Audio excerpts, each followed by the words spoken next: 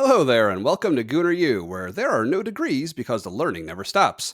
I'm Dove, a TA here at Gooner U, and my friend Keith is our stalwart distinguished professor of Arsenal and football studies. Joining us today, we also have our perpetually disappointed visiting professor of football banter, Mike. Hello, Mike. Hello, lovely to be here. I'm glad. Welcome. This week featured Premier League match number 5 at Goodison Park against Everton.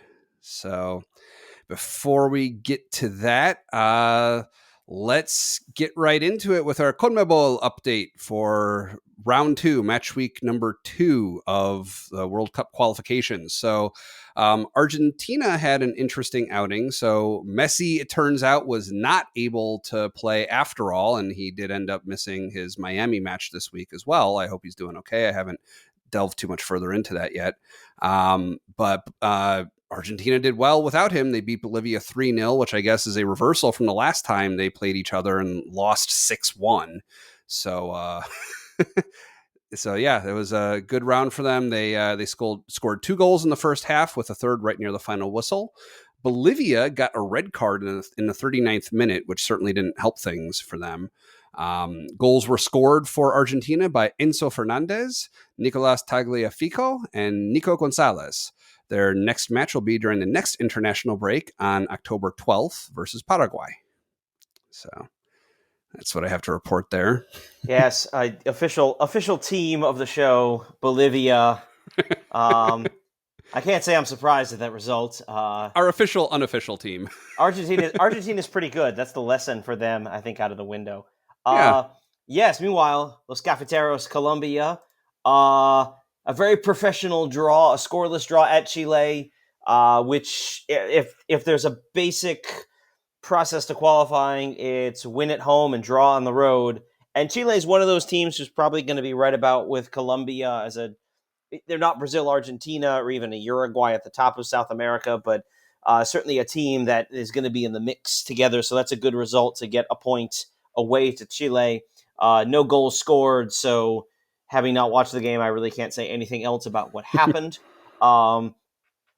Interesting setup in the game. Next window, they will play at home. Colombia, that is, will play home against Uruguay, which should be a tough one, and then away to Ecuador. But they close out the first window third in the table, which I believe it's I should have looked this up before I started talking. I believe it's the top 6 in South America who will qualify for the World Cup. So right. Now, what's interesting, I'd been reading about this last week when I was looking into how Argentina was doing. So yes, the top 6 in each confederation are guaranteed a spot. But then I believe the 7th, also because there are 48 teams this time around, the 7th will get to play and compete against the other 7th place teams for additional spots. Not exactly. Okay. So each continent member is going to get a different number of teams based on typically historic strength versus just straight numbers. UEFA has 16. They're big. Right. Okay. And they get no playoff spots. CONCACAF is going to get 6. Africa's got 9. Asia 8. South America 6. I mean, South America couldn't get much bigger because you'd quite literally just be taking all of them at a certain point. Really, the big shift is that Oceania, which is New Zealand and all the small islands in the South Pacific, is now going to get a full spot, which is the first time that's ever happened. Traditionally, they had interesting. Their top team always went straight to the playoff, but they're going to get in. They're in this time. It'll probably be New Zealand, but maybe not. Maybe Fiji, maybe Tonga. We'll see. That's somewhere down the line. Cool. So this week, I am not going to turn everything pink for the Messi room because Messi didn't do anything this week. So I did watch the recap of Inter Miami, their first loss, actually, since Messi joined the team. It was a crushing defeat against Atlanta. They were in Atlanta. I forget what the final score was. It was like 5-1 or something like that. 4-1, 5-1. It was a pretty lopsided defeat. Some questionable calls, some interesting things. So the questions that came to me watching recaps, which usually I don't have questions resulting from recaps. This is a first for me too. But basically, so the first thing is in hearing the replay commentary, the recap commentary, which I think is just whatever commentary was going on during the section that they were replaying. I don't think it's new commentary or anything for the recap, but they were talking about, so there was a possible offsides leading to Atlanta's first goal. And I think it was their first one. It was one of the earlier few. So there was a possible offsides, and he was saying that he wondered if it was possibly offsides enough to be considered clear and obvious that the on-field ref made a mistake. Now, correct me if I'm wrong, and maybe this is a difference with MLS versus Premier League, but if this were in the Premier League, my understanding is that offsides gets reviewed by VAR for every goal, regardless of whether it's a clear or obvious error. They draw the lines and make sure that it was 100% not offsides, or else the goal gets taken back, right? They don't necessarily draw the lines. I think there has to be a potential for an offside, and we'll talk about this for Arsenal. Obviously, there turns out there was an offside in the build-up, and so that's why the first goal was taken away. But I think there does have to be some suspicion that there is. It doesn't Right. rise necessarily. The clear and obvious standard is the standard for overturning, not for reviewing in the first place. They can review just about anything they feel like, frankly.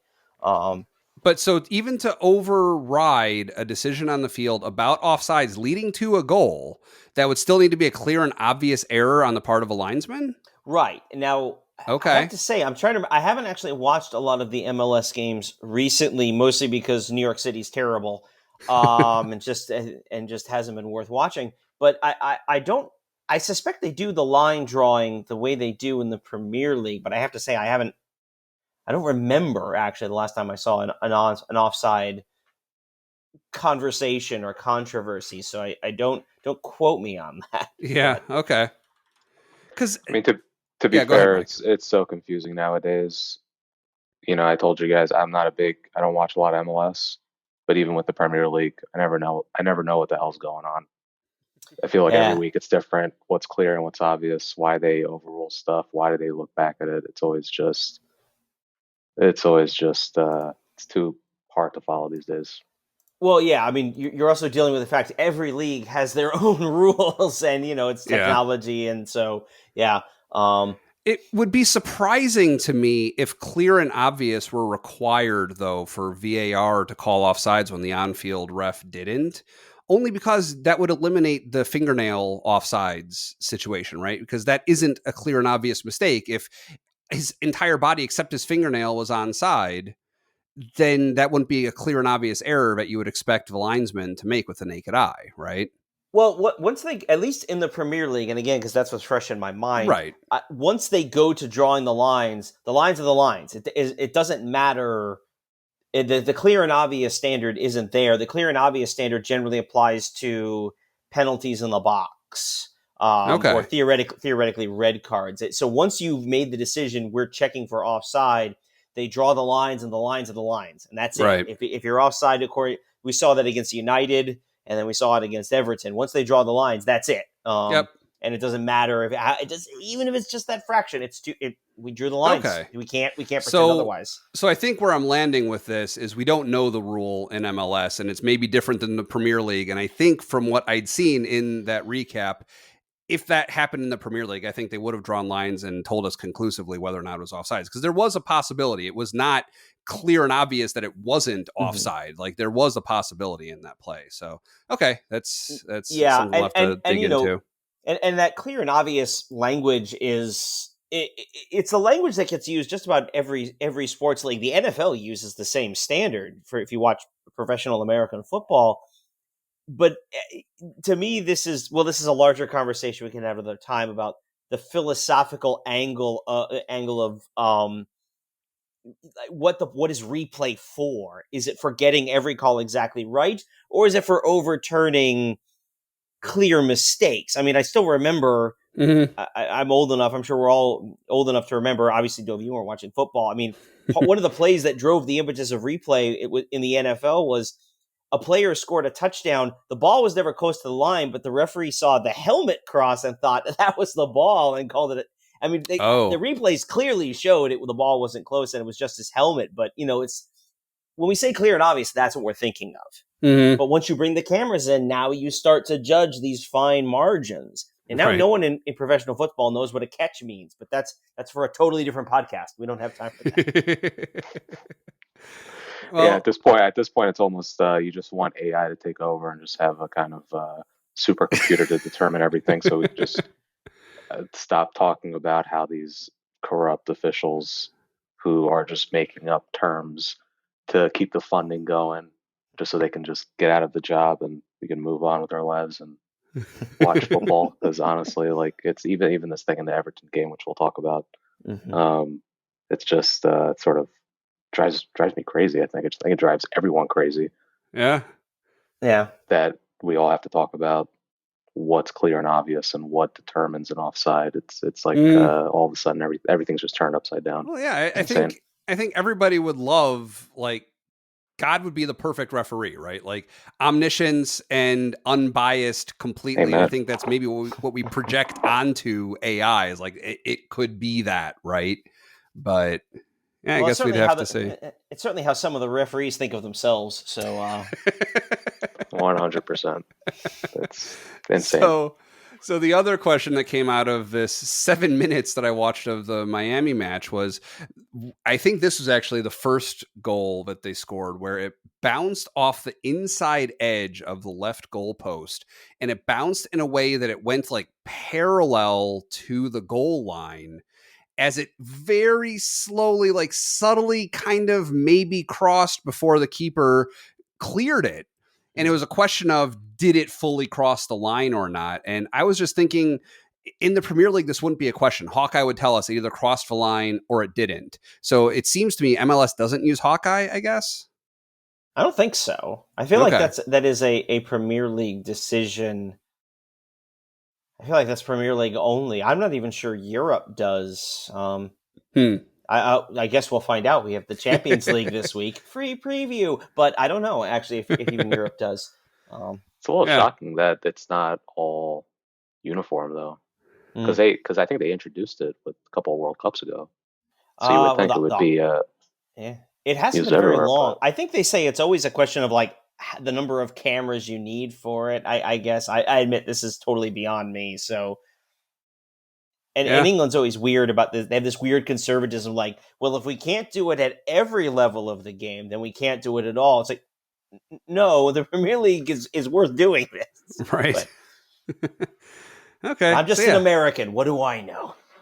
We'll do our best to follow up and bring definitive answers on both of those questions for next week. Sorry, just one more point on that, actually. There was a thing, and I know this isn't the goal line per se, but I don't know if you watched the United-Brighton game, but United had a goal disallowed, which I love to see. I'm shocked to hear you even say those words. Where Rashford dribbled the ball out before passing it to Ramses, and the ball went out, and they showed the camera angles, which I presume is what the referees are looking at. And it wasn't one of those Hawkeye things. It was like a typical offside camera angle, and you could see it was out of bounds. But I thought that was interesting, actually, that it wasn't a similar kind of thing that they use. But I think also that the balls now have chips in them, so the referee gets a little vibration on his watch, or I don't know how it works. I don't know. It's all confusing. I hate it all. But it is what it is.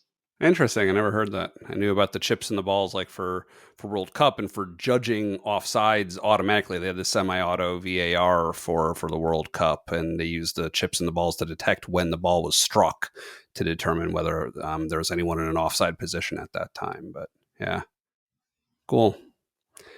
So I think the time is here to talk about the Everton match. So this was our 5th Premier League match of a season on September 17th. The final score was Everton 0, Arsenal 1. I feel like this is a score that doesn't really adequately capture the feeling of this match overall, right, guys? Well, let's capture the feeling of the match in a sentence. Everton stinks. They're horrible. They were. I mean, I'm not surprised, but it reminds me, we had that game, I think it was Leicester last year, where they showed the stats at the end. We only won 1-0, but I think, like, if you're a believer in expected goals and XG, Leicester's XG was something like 0.2. Like they offered nothing. There was at no point did I ever was like, oh, Everton might score. No, they were dire. I mean, only because the other 3 promoted teams and Wolves all look bad might be the only thing that saves Everton from going down. But they're not good. Yeah, I thought what really encapsulated it. I mean, there were 2 parts of the game that I thoroughly enjoyed. One was obviously Trossard scoring, lovely goal, us getting the 3 points. The second thing that I loved was that Everton were so bad. I don't know if you guys noticed this a couple times in the first half. Everton actually kept possession, believe it or not, and the crowd were like losing their minds. Like they couldn't believe it, and they were cheering. And just for like because one center back passed to the left back or whatever, and they were like, "Oh my God, we actually have the ball! It's incredible!" completed a pass. Yeah, and I was watching that. Yeah, they said terrible. The passing accuracy somewhere toward the end of the match, they said Arsenal was around 90% and Everton was like around 60% or something. Yeah.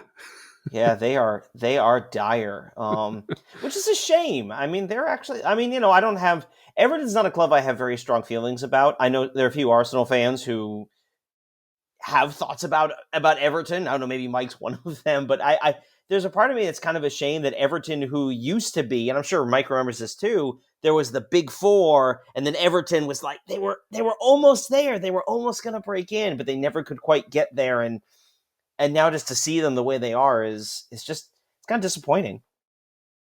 They are like a perennial Premier League team. So as much as I love watching these teams that have these, they'll have the foreign billionaire come in, they'll just pump money into them. It brings me joy at least watching those plans fall apart. But at the same time, it would be disappointing to see them go down. They're not like Nottingham Forest or Luton or Sheffield. It'd be very weird not going to Goodison Park. So I understand.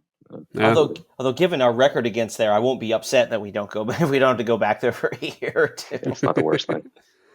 Well, it was at Goodison Park where we played against them in Sean Dyche's first match with them last year, right? Yep. Or was that at home? That was there? Yeah, that was their new manager or dead cat bounce they got from him coming in. I feel like I remember talking about this with some of the guys during the game. Speaking of our bad record at Goodison, it feels a little bit like we'd always play them during that stretch in the season where like nothing was going right. Like when it was the loss last year, it was like that one stretch where we lost like 3 in a row, and like it wasn't so much that we played poorly there that we did, but it always came in that moment where everything was going wrong, as opposed to even games we'd play poorly, we'd snag a goal and get a draw or even steal a win. It always seemed to come in that moment. I don't know. Maybe I'm just getting it backwards, that it was losing at Everton that made it a bad run, but I just when did we play them last season again? Because I feel, and maybe this is just my mind playing tricks on me, but I feel like we've gone to Goodison Park in the middle of winter every season, and this was the first time in a long time where it was actually a nice day out.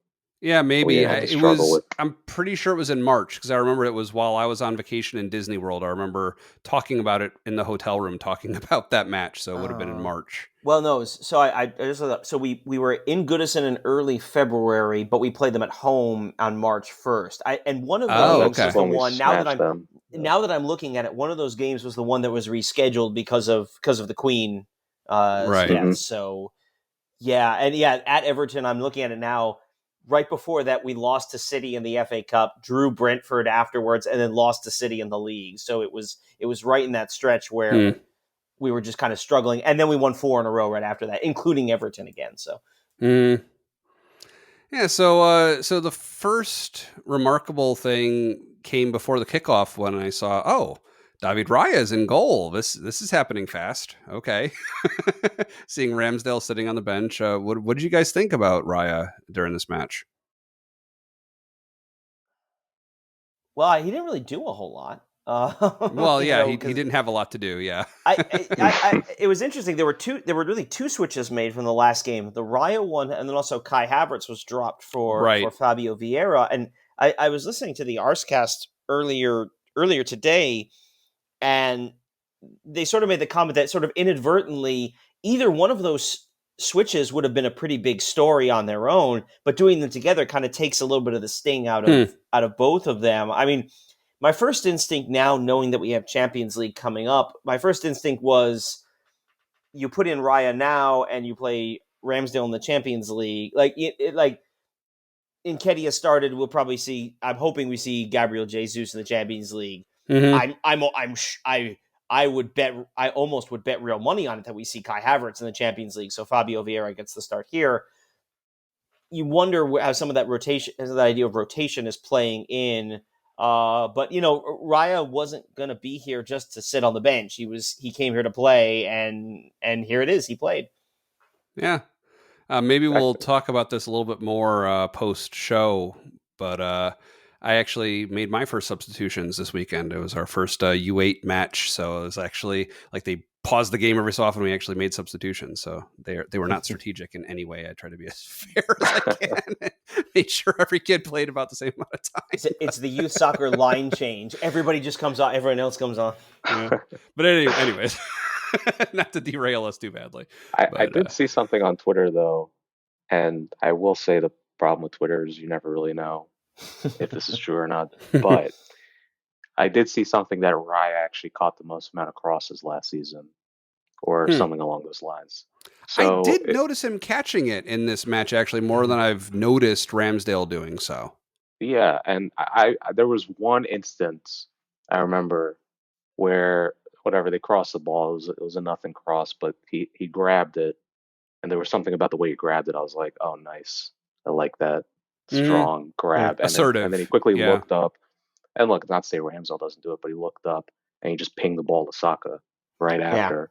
I was like, oh, sexy, I like that. This is not the worst thing in the world. Yeah, no, he's definitely very good. I think you're right. I think I saw the same thing about the crosses, and I suppose if Everton was going to do more, like that's probably what they were going to do under Sean Dyche, which is lump a bunch of balls in the box and let some big guy go up and try and get it. So in that sense, it makes sense to have a keeper who might be a little more assertive on dealing with crosses. Although, I mean, of course, there's the difference where Raya was at Brentford. He saw a lot more crosses and a lot more dangerous chances than Ramsdale saw with Arsenal last year. The thing that I noticed that I don't remember ever seeing a keeper do before that Raya did. It was in the 71st minute. I made a note.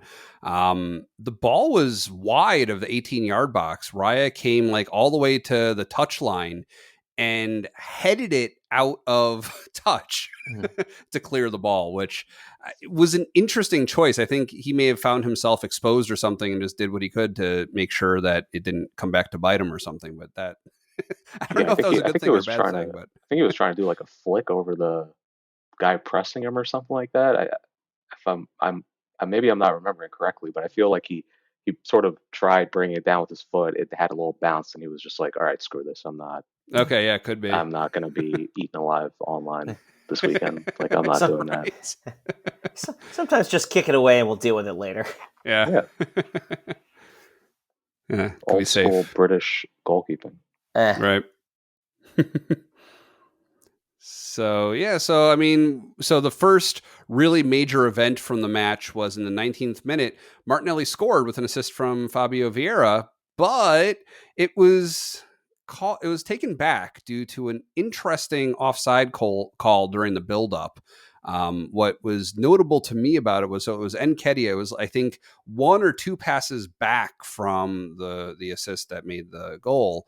And what was interesting is it was Nketiah's heel, I think, like the back of his foot that was actually offside. It was a retreating offside, which you don't typically see. It makes it unusual.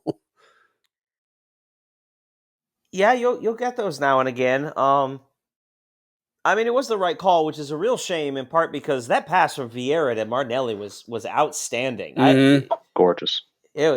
He's really impressed, especially the last couple of weeks. The way again, in retrospect, that was one of the concerns. Everton, we've had concerns about Vieira's, essentially his strength. Is he strong enough to kind of handle the physical English game? And he's been excellent, and to get the start at Everton, who's going to rough it up. and then to make that pass, that was that's and a class finish from Martinelli too. Right. Just Which unfortunate. did him in, yeah. Yeah, it's unfortunate that's I know that's the next thing, of course. That's unfortunate where he got hurt, but I mean, unfortunately, it's annoying and frustrating, but it's the right call. Nketiah hasn't made it all the way back when the ball comes into him. Yeah. I'm disappointed because I wanted the goal, but I mean, that's the rule. It's karma for the Garnacho thing that happened against United. Yeah, I mean, they drew the lines, which we can't always say they've done for Arsenal, but they drew the lines. They did what they were supposed to. I can't complain. Yeah.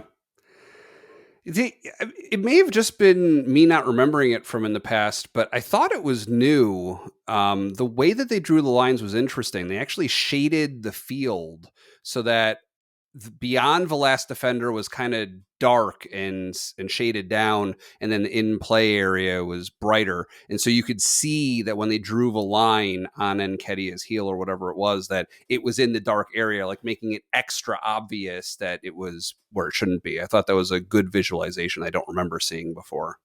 I feel like I've seen that at the grass level at least. I don't know about maybe above that, but I feel like that wasn't unusual. Yeah. I remember, but again, it's always. Back... Sorry, no, go ahead. No, go ahead. I remember way back in the day before VR was a thing. They used to do that on TV sometimes. That they would just have their own little animation, whatever you want to call it, to show it. Yeah, I agree. I think it's a lot better than that this like dotted line thing they do. That's very ambiguous, I think is a word. Certainly feels that way. Yeah. But yeah, it's frustrating because it is exactly what you want. It builds it's essentially off a counter. Everton's caught out of position. It's a beautiful pass from Vieira. It's an excellent finish from Martinelli. And not only do you not get the goal, but Martinelli pulls a hamstring essentially and kind of limps around for a couple of minutes, and then. Mm-hmm. So we're left with a very, very disappointing 24th minute substitution due to injury. So Trossard comes on for Martinelli, which, clearly that ended up working out in the long run. Eventually, it took us a long time to replace that goal that was taken back, but we did it. Yeah.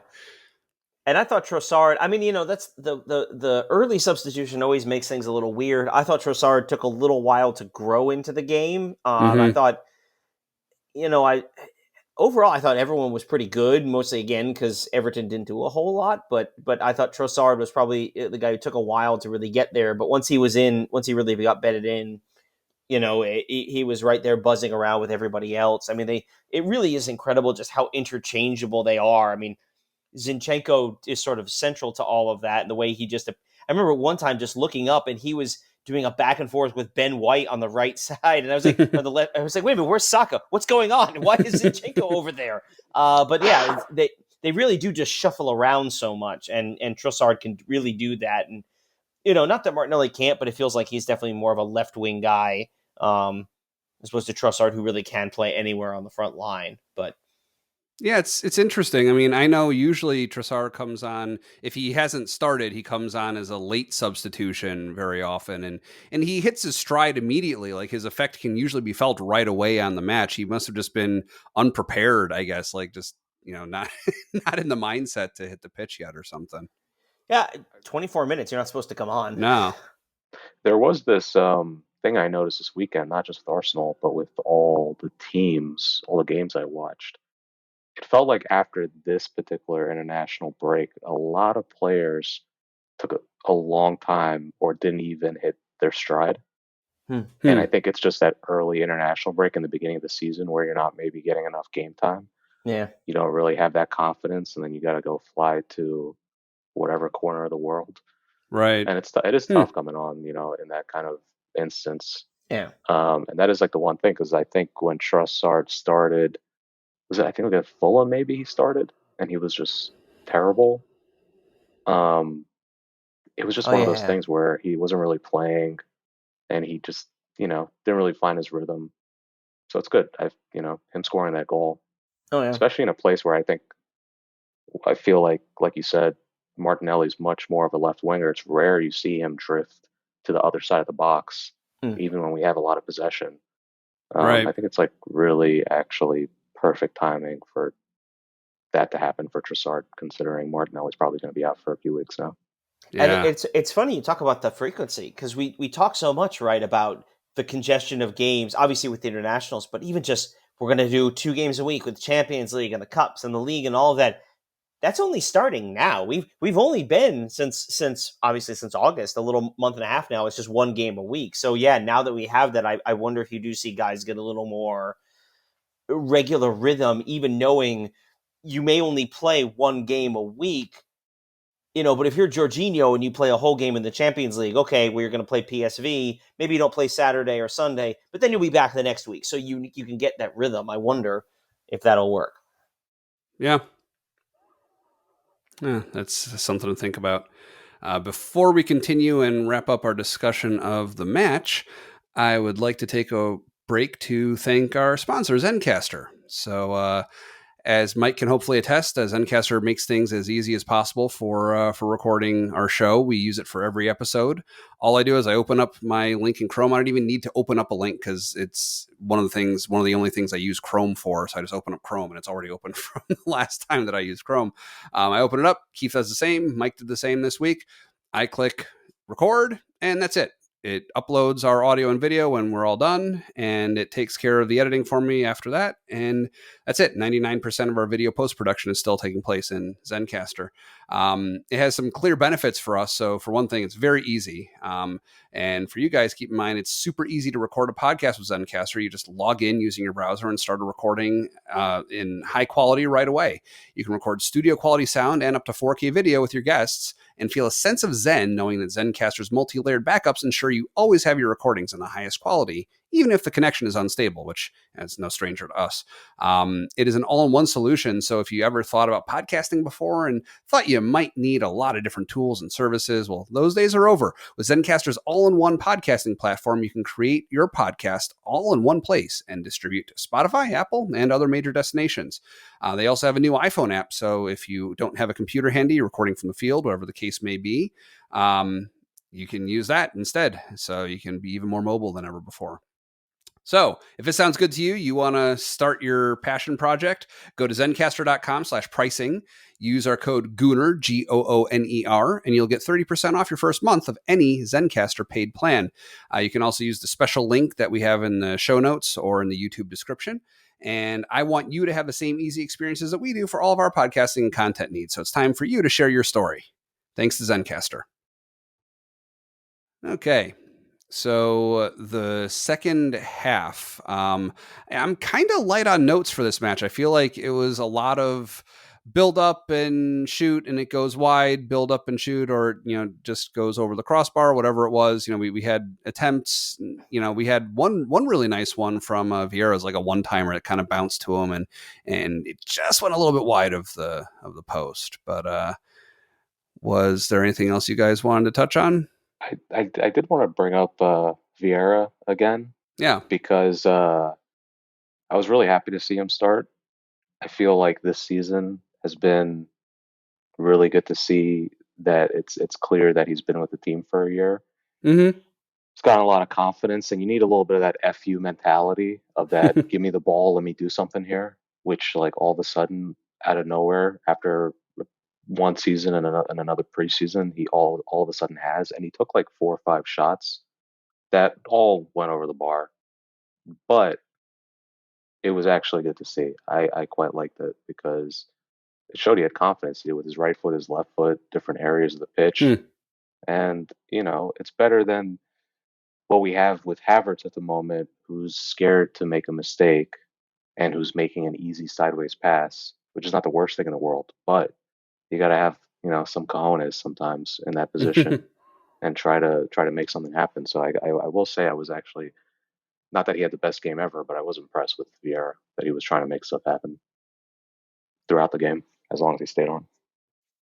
Yeah, I agree. No, definitely. Vieira's looking like he belongs. He looks comfortable. It's good. Yeah, and so much of that second half really is just, Vieira looking comfortable. Again, as we talked about at the beginning, Everton is just so, they're just so lacking. I don't want to say it felt like the goal was coming, because it didn't quite feel like that kind of a game, but it did sort of feel as though it was really, if we kept pushing, we'd get it, and it was nice to get it eventually when we did. So one thing I definitely wanted to talk to you about. So right at the beginning of a second half, Gabriel received a yellow card. And this is one that does not seem like it should have been called to me. Like, he was basically standing there. He kind of held his hands up in front of his chest as, I forget which player, but someone from Everton was like running at him. And he's kind of holding his hands up like, don't knock me over, don't hurt me. And he got run into, and the yellow card was called against him. That just seemed bonkers. Yeah. No, it is a silly thing. Yeah, he's clearly. I don't want to say the Everton player initiates contact, but Gabriel is owed the right to be in that space. Like, he doesn't have to yield just because the defender is coming towards him. He essentially, it looks like if we were playing basketball, I'd say he took a charge. Although in this case, Gabriel didn't take the charge so much as he kind of delivered the wall. I think the Everton player going down is what generated the call. But that sort of thing, I don't know. We could have easily talked about this in the first half. We haven't talked about the officiating too much, but it was terrible. It is amazing how clubs managed by certain people, Sean Dyche, Tony Pulis, seem to be able to play a game where they can just foul, just foul constantly, and Arsenal either gets nothing out of it or winds up getting carded the moment they retaliate. I mean, the one we missed, of course, was back in the first half. I mean, Saka gets some spikes right into the shin. I mean, that's right. That's a late. There was no foul called. Right. That's the part that just you want to tell me it was a bad foul and you don't want to give a yellow? I don't agree with that, but that's a decision. You want to tell me that's a red card? Goes studs into the guy's ankle. Yeah. But the linesman is there as well. Yeah, I don't know how the linesman doesn't see it. And also, to bring it back to the Gabriel thing, it's very similar to the penalty that wasn't given for Everton, which I think was a right call. He was looking for the penalty. He sort of ran into him. And I think it was a good call. That's fine. Yeah. But then, if something similar like that is going to happen outside the box, okay, it's a foul. It's fine. I'm totally cool. No problem giving that as a foul. I get it. But that's deemed a bookable offense. But if that's the case, then Everton should have the penalty. Yeah. And it's I don't understand what the difference is between those two things. And again, totally fine. Give a foul. I get it. Guys running, you can't really set picks, right, in football. But it was really inconsistent, and that Saka thing was sort of outrageous, considering there's a linesman there, considering where the referee is standing, considering you could literally hear it through the TV, pretty much. It was, and it's frustrating, of course, because it does feel like it always happens to Saka of all players, and somehow along the line, apparently he's developed a reputation for diving, which I don't quite understand. I mean, everybody dives, obviously. Like, let's not pretend that everyone's perfect here. Everyone's gone down a little easy now and again, but he takes a lot of abuse. I mean, I feel like I've long suggested that we really should always refer to him, make his new first name, England International. So England International Bukayo Saka doesn't get calls. England International Bukayo Saka is getting hurt. Is that what it's going to take to get? I don't want protection like he's a player who's above the rules, but I mean, come on, man. Yeah, it's a little bit it's scary, because I think as well in the international break he didn't play that, or he came on late. I forget which one, but because Southgate said he had a bit of an Achilles issue, which is something, the guy plays so much football just constantly. He's bound to be carrying some sort of pain, which is not the referee's job to care about that. But at the same time, you see it the whole game. You see it every game. Guys like Saka, this guy's like 5'9", 140 pounds. He's running full speed at Giants who are trying to break his ankles metaphorically or literally, however you want to take it. Not metaphorically enough, unfortunately. Yeah, so it's bizarre. And that referee, all right, some decisions were okay, some were terrible, but his face, I just hated his face that game. He kept having this look like, what are you gonna do? It's whatever. Nothing happened. I didn't see anything. It's like, what the hell is what is wrong with some of these refs? It's insane. And it wasn't really a huge issue because we won. That's all that matters. But yeah, the quote unquote protection is not there at all for Arsenal players, it seems like. And I don't want to dwell on the officiating too much, but we do seem to see it against Everton. We saw it when Dyche was at Burnley. We saw it for years against Stoke. I mean, it does seem to be there are certain games where it's almost like the referees just say, "Well, they're going to play physical, so I can't card everything." Yes, you can. Send a message. That sort of thing is not okay. But it feels like that. Not so much. I don't want to play the poor old Arsenal. It only happens to us. But it does feel like there are certain clubs that seem to be able to get away with that when they play that way. And we're capable of working through that. I mean, I remember the game at Newcastle last year. We took their punch and gave it right back and won at St. James's. But you don't want to have to keep, to a certain extent, that kind of mental toughness is important. I thought we actually handled it overall pretty well. Saka did throw a couple shoulders that, absent context, were like, well, I don't know if that was necessary, but given context, we're thoroughly necessary. So I don't feel bad about them, but it's unfortunate you have to find yourself dragged into that kind of contest.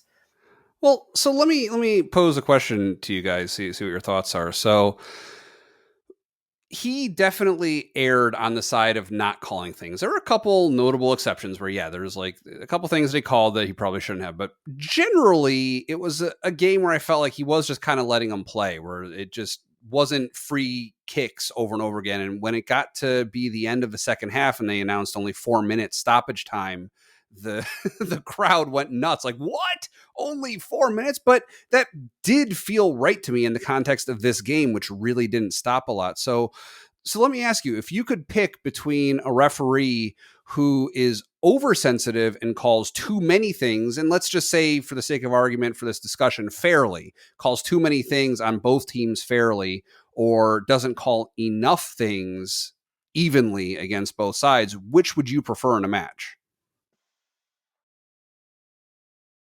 I'd rather let them go. Like, I'd rather they see the physicality and they say, okay, you know what? These are big guys, top athletes, let it go. I just do feel it's a double-edged sword because the referee that does that ends up giving Everton that penalty. Yeah. Let's say. Yeah. It's almost like God, what's it called? It's like that book. Catch 22. Oh, yeah. Right? Is that the right number? Catch 22. Yeah. Yeah.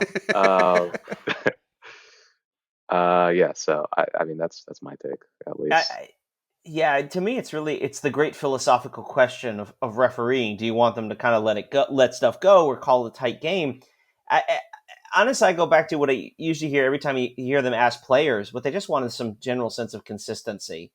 And obviously within the game, but also to a certain extent, game to game. I mean, again, it does feel like in certain games, things are let go, and in other games, things get really ticky-tack. And that's the kind of thing. And, on some level, they're human. You're never going to really get that ultimate consistency. But that's the frustration. Because the real frustration, of course, is especially with penalties, right? How many times have you heard someone follow a penalty or a call or a non-call with, well, I've seen that given. Like, and that's not a standard. But yeah, I tend to agree. I sort of fall on the side like Mike of sort of being willing to let things go, but you almost want to be able to see early in the game some kind of tackle that actually draws a standard. It says, okay, that was over the line, and kind of everyone can calibrate, say, okay, that's the line, and then we can, if we're going to let stuff go beneath that, okay, and then it's just you sort of worry, and I think this is what Mike was getting to, is a game where they'll let things go, and then you have a play like Gabriel's, which, I mean, I guess depending how the game goes, I could see it's a foul. I disagree with that, but and all of a sudden that's when the card comes out. And it's like, well, wait a minute, what about this other play? You start playing that game, right? Well, this play was a yellow, and then this play shouldn't be, and now we're talking about the referees, which is you never talk about. I didn't get the referee's name, which as I discussed with the group I was watching with. When I know the referee's name, that's a bad thing. And I didn't know who this guy was, and I felt like that's better than if I knew who it was. Yeah. I do know that whenever he does referee the next Arsenal game, I'm going to see him and I'm going to be like, "Oh God, it's this guy." That's face. The only thing I don't even know his name either. I could not tell you, but I don't remember it. Yeah. They said it. I don't remember though. Yeah, well, yeah, they always give it, but I didn't catch it, and it wasn't. And if they did say it, it wasn't one of the ones that I immediately go, "Oh gosh, not that guy." But then Mike Dean retired, so that removes one from the table. So as the match drew to a close, I'm beginning to wonder if this is an NBC editorial decision to try and stop fans from leaving early during matches. They showed the early exodus again of the fans from Everton who were leaving before it was over. You can't blame them, though. You can't. Yeah. I think, it's a very different thing than with, like we talked about last time with the Arsenal fans leaving. It's like, well, why would you leave this game in this circumstance and all that we know? Why would you leave that early? Here, frankly, I give the Everton fans a lot of credit for sticking out as long as they did. They were. And again, I say this, I don't mean to be like trashing Everton too deep as a club in general. I think any Everton fan would watch that and go, yeah, they're a mess. And at a certain point, the fans understandably aren't gonna. What are you watching? What are they doing as a club? What is their direction? And at some point, you kind of did you think in those last 5 minutes Everton might score? Right. Like, can you honestly have watched that and said, obviously if you're, 7 years old and like, well, we really could do it this time. I mean, you saw those were adults leaving. They know better. There was a moment in the game when they sort of just like chucked the ball to the Everton striker, Beto. Is that his name? Mm-hmm. Whatever it was. And Saliba was behind him, and he caught Saliba a little bit, and Saliba went down. It was like very kind of French way to try to get a foul or something. It's like very theatrical. But the NBC commentator was saying, "All right, he went down too easy. You see that right there? Beto has Saliba's number.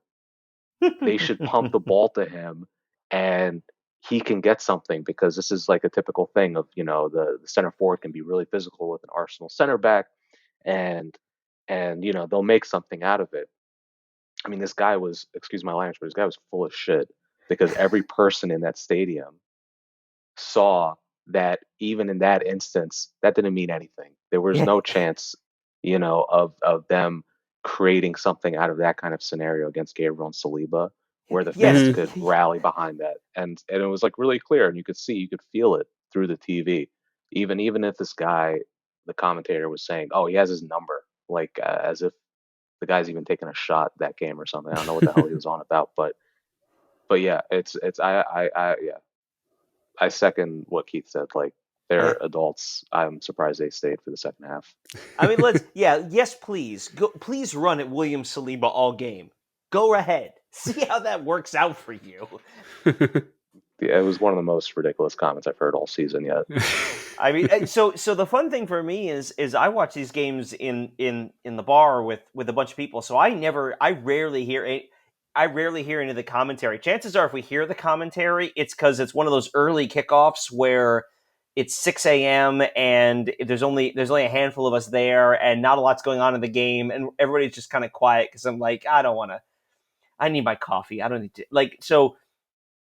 It's interesting, after the game, you hear comments from people like, "Can you believe the commentator said this stupid thing?" And it's kind of nice to not have that. I'm jealous of that. Or you'll just get random snippets of things they pop in, and then it's always followed by someone else profanely disagreeing with that comment, whatever it was. Okay, so It is that time where we talk about who we consider to be the player of the match. Mike, do you have thoughts on this, or do you need a minute to think about it? And we'll go first. I need to think about it, but I don't even know. No one really stood out in particular. I mean, Declan Rice obviously was Declan Rice. It's just so good to see him. He covers so much ground. He wins the ball from every angle. It's really, I just love watching that. Yeah, it's amazing. We've been on 45 minutes since the first time we've said Declan Rice's name at all. You're right. We should just say it 45 times. Yeah. Declan Rice. Right. Oh my goodness. He's the best defensive midfielder in the league. I don't know. Maybe I'll throw my hat to Trossard because he scored the goal and it seemed like nobody was finding the target. So I'll tip my hat to him at least. Yeah, I mean, I'm kind of where you are. I was leaning towards Declan Rice, just sort of very quietly going about his business. I mean, I thought Saliba was excellent. He had one difficult play, and he just chased his man down and finished it off. Mm-hmm. I thought Ben White was really good up and down the right side. Odegaard was Odegaard. He Saliba and Saka are the undroppables. Honestly, I don't know. I don't even know. I don't even know if I could go the other way. Who would I pick as our worst player of the game? I mean, Eddie. Yeah, I guess Eddie was kind of quiet, but not to blame him, but nothing happened. I guess I'll mix up. I mean, you know what? I'll make it 2 for 2. Trossard got the goal. That's what we needed. We needed a goal. We talked about him growing into the game. Yeah, I'll say Trossard. I don't have any. Vieira for the assist that didn't count. He had a couple of the nice passes. We could just walk down all 11, or even this, all 11, and just say David he was Raya. good. He's good. Yeah, David Raya. Who did win man of the match officially? I don't know, actually. I don't know. We don't. We do have a segment on the show. We never actually look that up. I don't even know. I feel like the last few matches, Declan Rice has won 2 or 3 of them, and because he's a new guy, they're really making an effort to emphasize that. But after this game, I have no idea. Before Keith reveals that, let me get my thoughts out there. So I try when I can to come up with an unconventional pick for an unconventional reason. And I think this time it comes to Ben White for me. For one thing, I'm going to be focusing. I've been thinking a lot about defense. I'm going to be coaching during our practice tomorrow with my team. We're going to do some defensive drills. Also, as a defender, he actually had a really credible strike in the first half. That was nice to see. The defenders don't very often get those opportunities, and he didn't convert it, but it was close. Yeah, that was with his left foot as well.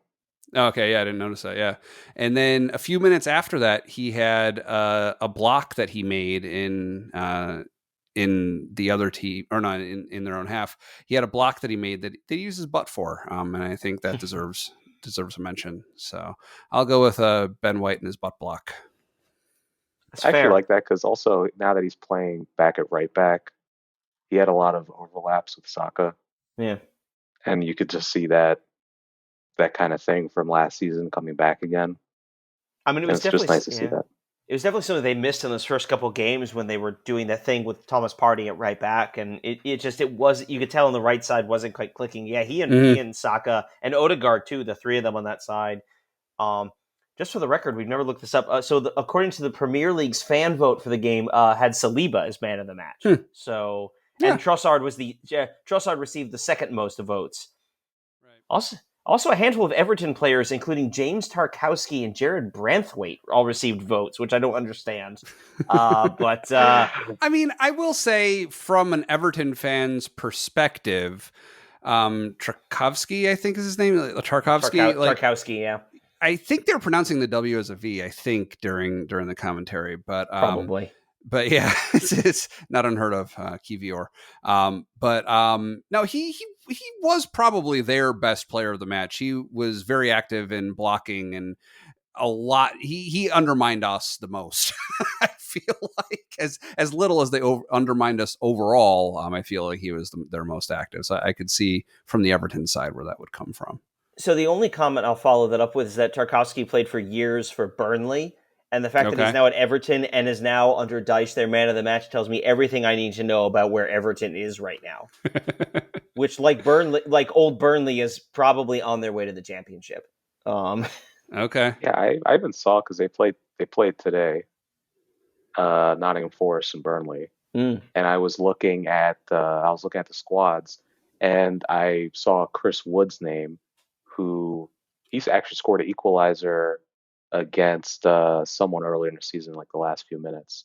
But he was a Sean Dyche Burnley like go-to striker, and going back to this whole comment of, oh, Beto's got Saliba's number. I'm surprised they didn't get someone like Chris Wood. Someone Sean Dyche knows, where it's like, ping the ball to his head, he will win the ball, and just run your asses off. So I'm actually surprised. I feel like, if anything, at this point, Everton are so poor, they could actually probably do with more Burnley alum. Yeah, I mean, you just kind of need that directness. Which is funny now, because Burnley, I mean, the story with Burnley, and you've actually watched them, I guess. I haven't seen them. Apparently now with Company's a manager, they play a much more build out of the back, kind of like more modern style, which was really good in Championship, and now apparently it's just getting run ragged in the Premier League now that they're playing better opponents. Yeah. I watched them against City in the first game, and I just saw some highlights, but yeah, they definitely play a lot different. And when I was watching them, or the small amount I have, yes, not as good, but it does seem to me like one of those teams where we play against, we lose the ball, and all of a sudden it's 3-on-1, and somehow they score in the first 2 minutes of the game or something, something ridiculous like that. It's that kind of style. Our trademark way to get scored against the last year or so. Because they got some quick guys on the wing and everything. So it will be interesting when we do come up against them. Yeah. Okay, so I've got a few match questions. I think these should probably be pretty straightforward. First question, it seems like a major design element of the Everton jerseys on their shoulders as well as on their socks, and I don't remember, maybe their shorts. They have these chevrons. It's like a bunch of chevrons that are all kind of overlapping with each other in a design. Is that an Everton design flourish, or is that, I think Hummel was their equipment sponsor? It looked like it could be like the Adidas stripes or something, maybe, for Hummel. That's a Hummel thing. Okay. The chevrons. And Hummel's not a brand that gets a lot of has a lot in the Premier League. Yeah. But they stand out. It is very much like the three stripes kind of thing. That's a Hummel staple. Okay. Toward the beginning of the match, is in the first 5 minutes, the commentators said something about the grass looks long. And I was just kind of, they were bringing it up to say that that's something that they did at Goodison Park in preparation for this match to slow the ball down, to make Arsenal work harder to move it or something. Is that something that clubs do? Is it allowed? What are the regulations? Obviously you can't have waist high grass. They've got to set some kind of limit, right? What are the rules around that? And is that something that clubs do? First answer is yes. Okay. Clubs will do all kinds of weird things with the grounds in the stadium, and it used to be a lot more common. So I've recently been watching It's a show on HBO. It's called Winning Time. It was about the Los Angeles Lakers in the 80s, Magic Johnson and the Showtime, and how they built that team. And the final episode of the season was they played the Boston Celtics in the NBA Finals, and they're playing a game in the old Boston Garden. And they just talk about was how hot it was in the stadium, and how muggy and the temperature, and they have Kareem as they're sucking oxygen on the sideline. And then they have some comment where they show I forget the actor's name. Michael Chiklis, who's playing Red Auerbach, the famous Celtics guy, makes some comment to the janitor, something about, oh, did you turn the water off or something? Clearly shenanigans are being done to mess around with the temperature of the stadium. And, I'm not talking, this is a game that happened in 1984 or something. The Celtics won the game. This isn't a surprise. But this sort of thing did happen, and part of it was deliberate, and also, but you could always pass it off as, well, it's these old buildings. I mean, sometimes the water doesn't work. But yeah, there's a completely deliberate attempt to grow the grass. It will slow guys down. You hear about this, in American football all the time. will slow the game down, especially if you're playing somebody whose game is built on speed or skill like Arsenal's is. Yeah. So that's definitely a thing. As far as regulations go, I mean, I don't know. I'm sure there's like some general standard of acceptable, grass height, but I suspect it's one of those they're not measuring millimeters, so it just sort of comes to a point where they'll walk out one day and go, "Come on, you can't do that." But right. The idea they would probably ever force a club to mow its lawn right before a game strikes me as unlikely. Well, yeah, it's like what would the regulation look like in that regard? Like it would have to be the referee, I imagine. Mm-hmm. It's like he's coming out. It's probably close to kickoff time when he first sets foot on the field. Yeah, they're not bringing out the lawnmowers at that point. I can't even imagine what that conversation would be like. The referee just walks out there, looks at the grass, and looks at probably Everton or the home team, and just goes, "No, get them, no, get the mower." They could get some real nice VAR footage, download the grass and compare it to draw lines. Draw lines. Show a nice little stat of the average grass height. I will add to the point though. I think the most common thing that does happen, and it happens still to this day. I know it was a big thing back in the day. If you ever go to an Arsenal game, before the game, you'll see they will water the hell out of the pitch. They will make that slick, like an ice hockey ring. You go to Luton, they're not doing that. You go away to Burnley, they're not doing it. Maybe now they're doing it. Times have changed. But the whole idea is you have dry grass, the ball can't move as fast, and all of a sudden now you're playing long ball, and it's a game of headers. It changes the whole dynamic, and I wouldn't be surprised if Sean, especially now that it's still nice out, relatively speaking, if he was saying, I want this to be like Sahara Desert out here. I mean, all coaches are control freaks. I'm sure he absolutely, if the grass is long, that's 100% his decision. All right. Last question I had was, again, toward the beginning, the commentator said something. I wish I wrote down exactly what they said. I don't remember what their exact words are, but they were saying something to the effect of it's going to be extra hard today for Saka taking corner kicks. I don't know if this was a comment on the corners on both sides, maybe at Goodison Park, or maybe if it's that particular side where we were in the first half, that left corner or right corner.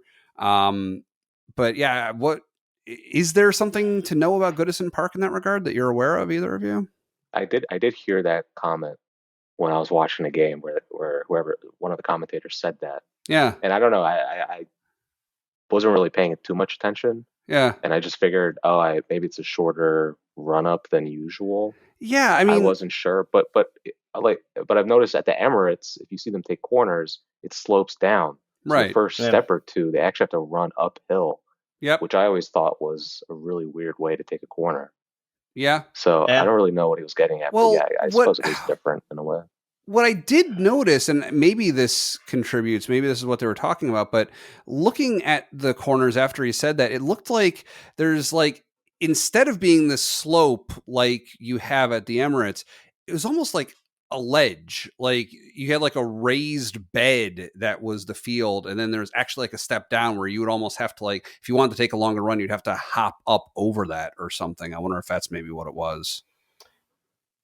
I recall, I want to say it's Old Trafford has something similar where there's like it feels like there's a really steep drop off, like once you get beyond the sidelines. I mean, Arsenal has a little bit of one as well. I didn't hear that comment, obviously, as we talked about. I wonder if it is the size and the spacing that you have around the corner as part of that. Or it could also just be, again, sort of thinking out loud here, because of the corner it's being taken, but also the angle that Saka is going to run up to it because of the foot when he wants to use his left foot. Maybe coming from that angle, there's less space because of the stands being closer to the field. I'm speculating here. I don't know, but I suspect that's more. If that's what they're saying, that's my guess is what they're saying. Yeah, I thought Saka's corner deliveries weren't terrible either. I didn't notice anything that was out of the ordinary.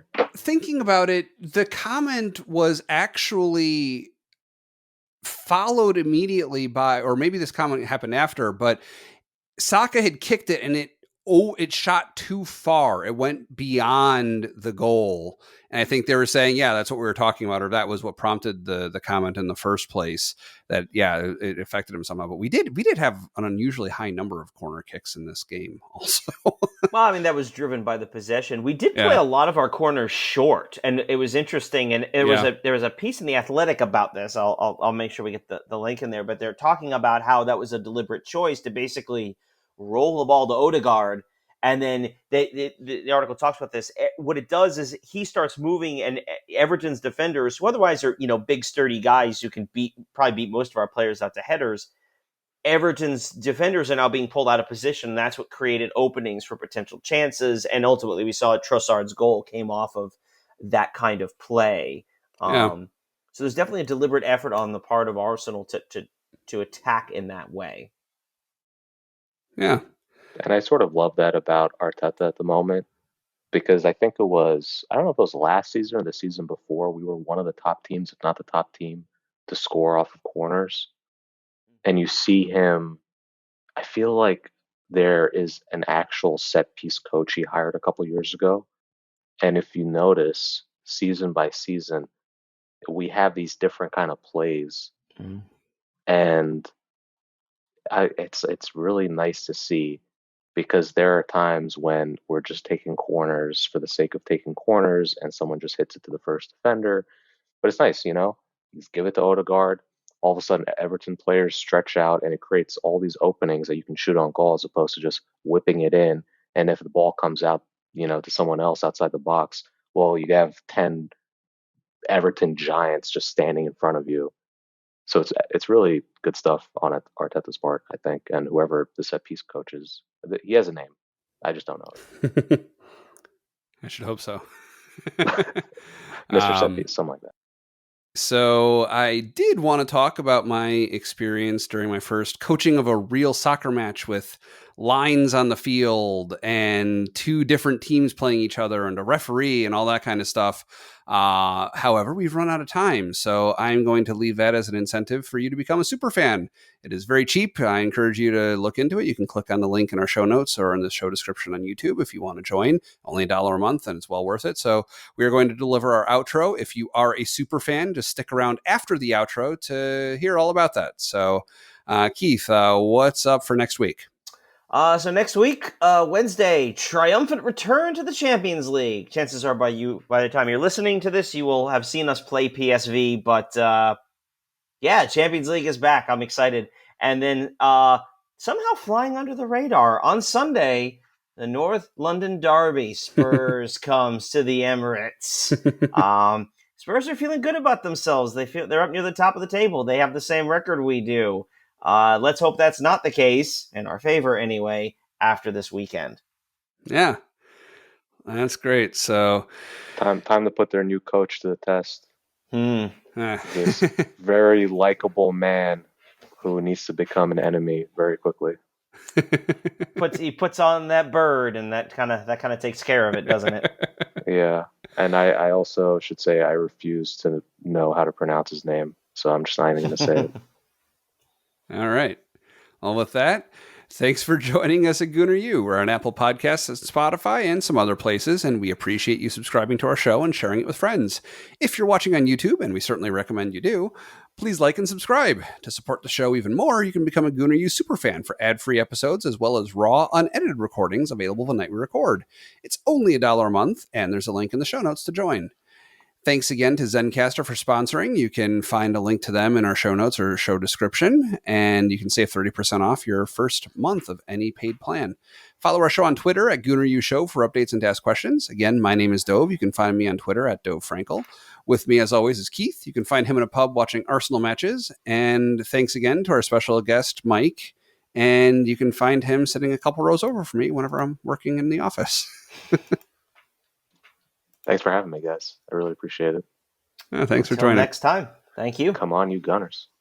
Go, you Gunners.